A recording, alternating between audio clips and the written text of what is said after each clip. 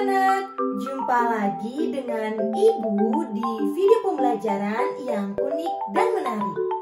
Nah, sebelum kita memulai pembelajaran kali ini, Ibu ingatkan kembali untuk menyiapkan alat tulisnya di dekat kalian ya. Dan sebelum belajar, marilah kita awali kegiatan ini dengan berdoa. Pada video pembelajaran kali ini, kita akan mempelajari mengenai tematik tema 5, yaitu mengenai pahlawanku, subtema 1, perjuangan para pahlawan pada pembelajaran 1. Baik anak-anak semuanya, perhatikan gambar berikut ini. Nah, pada gambar itu terlihat seorang anak yang sedang menolong kakek yang sedang menyeberang jalan. Artinya, ketika kita menolong orang lain dengan ikhlas, berani dan gigih, itu merupakan sikap yang mencerminkan kepahlawanan. Sehingga, secara tidak langsung anak tersebut sudah memiliki sikap kepahlawanan.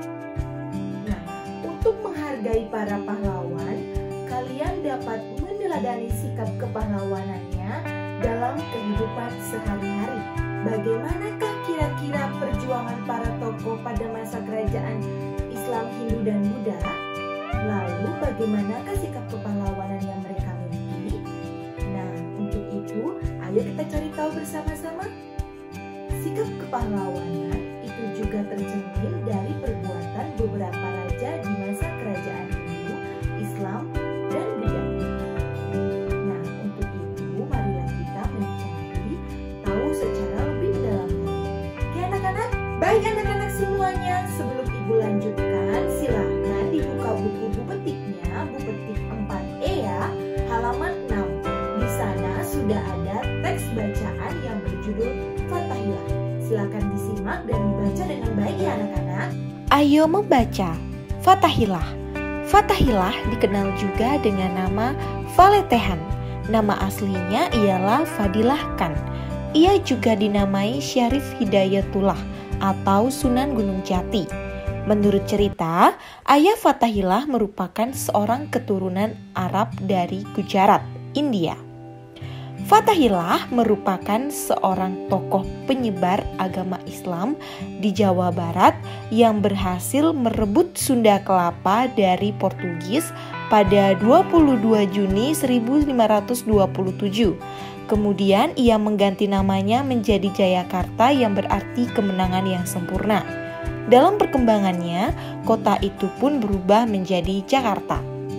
Fathahilah juga dikenal sebagai seorang ulama dan negarawan. Ia sangat tekun dalam memperjuangkan dan menyebarkan ajaran Islam. Hal ini menjadikannya salah satu dari wali songo. Selain itu, Fathahilah dikenal sebagai panglima perang yang cakap dan gagah perkasa.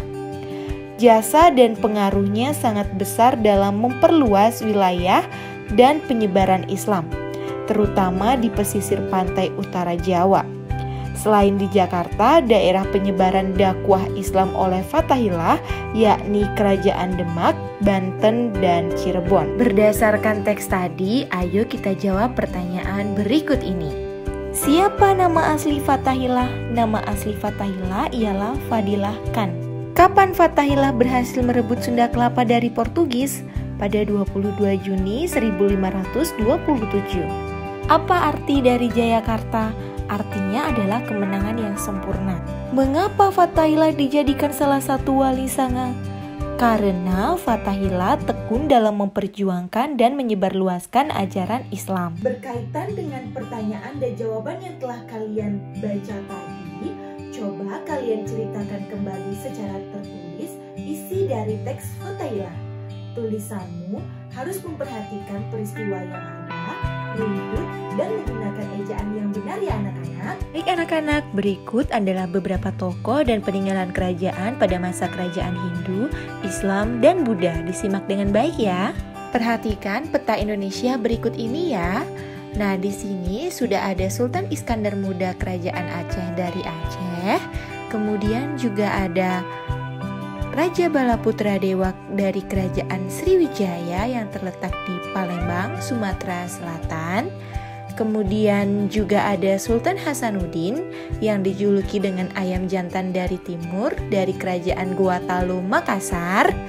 Kemudian juga ada Mahapatih Gajah Mada dan Hayawuruk dari kerajaan Majapahit. Dan selanjutnya ada Prasasti Ciaruteyun peninggalan kerajaan Tarumanegara yang terletak di Bogor. Nah, itu merupakan pahlawan-pahlawan beserta dengan tempat dan peninggalan-peninggalan kerajaannya. Baik anak-anak, pembelajaran berikutnya kita akan membahas mengenai cahaya. Nah, cahaya ini sangat berguna bagi kehidupan manusia sehingga kita dapat melihat pada siang hari maupun malam hari. Nah, untuk itu silakan diperhatikan jenis-jenis cahaya berikut ini, oke? Berdasarkan kemampuan ditembus atau tidak ditembusnya cahaya, benda dapat dibedakan menjadi dua, yakni benda gelap dan benda bening. Benda gelap adalah benda yang tidak dapat ditembus oleh cahaya. Contohnya adalah dinding rumah. Nah, cahaya tidak akan menembus benda gelap sehingga terbentuklah suatu bayangan. Sedangkan benda bening adalah benda yang dapat ditembus oleh cahaya. Contohnya adalah plastik bening, air jernih, dan kaca. Pada benda bening, cahaya dapat diteruskan sehingga dapat kita lihat. Sedangkan berdasarkan kemampuan manusia dalam melihat cahaya, cahaya dibagi menjadi dua, yakni cahaya tampak dan cahaya tidak tampak. Cahaya tampak adalah cahaya yang dapat ditangkap oleh mata. Contohnya, cahaya lampu, cahaya pada pelangi, dan cahaya pada senter. Sedangkan cahaya tidak tampak adalah cahaya tidak dapat ditangkap oleh mata. Contohnya adalah sinar ultraviolet pada matahari, sinar gamma, sinar inframerah, dan sinar X. Sifat-sifat cahaya. Yang pertama itu cahaya bisa menembus benda bening. Benda bening merupakan benda yang bisa ditembus dengan mudah oleh adanya cahaya. Contoh benda bening yang ada di sekitar kita seperti kaca, mika, plastik bening, botol bening, dan air jernih. Sifat yang kedua adalah cahaya bisa dipantulkan. Nah, pemantulan ini merupakan proses kembali terpancarnya cahaya dari permukaan benda yang terkena oleh cahaya. Pemantulan cahaya bisa dibedakan menjadi dua, yakni pemantulan teratur dan pemantulan baur atau difus, tidak teratur. Nah, untuk contohnya, coba perhatikan gambar berikut ini. Nah, ini merupakan contoh daripada pemantulan cahaya sehingga kita dapat bercermin. Oke? Nah, untuk pemantulan teratur itu merupakan pemantulan yang berkas cahaya pantulnya itu sejajar. Pemantulan teratur bisa terjadi jika cahaya mengenai benda yang permukaannya rata. Nah, contohnya seperti gambar berikut ini. Sedangkan untuk pemantulan difusi, baur, atau tidak teratur itu merupakan pemantulan yang terjadi pada tanah yang tidak rata atau pada air yang bergelombang. Pemantulan baur ini bisa terjadi jika cahaya mengenai benda yang permukaannya tidak rata. Sifat cahaya yang ketiga adalah cahaya dapat diuraikan. Penguraian cahaya itu dinamakan dengan dispersi cahaya. Nah, contohnya adalah terbentuknya suatu pelangi seperti gambar berikut. Nah, itu merupakan cahaya bisa diuraikan. Nah, sementara itu peristiwa perpaduan berbagai macam warna menjadi warna putih itu bisa disebut juga dengan spektrum cahaya. Untuk sifat yang keempat adalah cahaya bisa dibiaskan. Pembiasan cahaya merupakan pembelokan arah rambat cahaya pada saat melewati dua medium yang memiliki kerapatan berbeda. Pembiasan cahaya ini sendiri biasanya digunakan oleh manusia dalam berbagai pembuatan alat optik.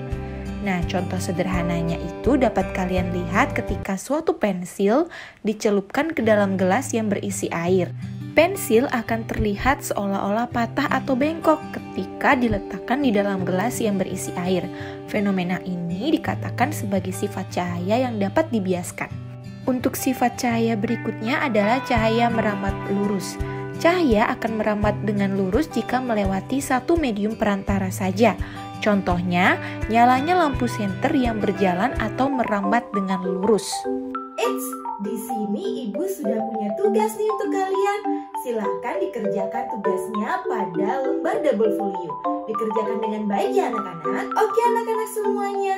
Jadi kesimpulan yang didapatkan dari pembelajaran kali ini adalah pada muatan bahasa Indonesia kita sudah belajar mengenai teks yang berkaitan tentang para pahlawan pada kerajaan Hindu, Buddha maupun Islam.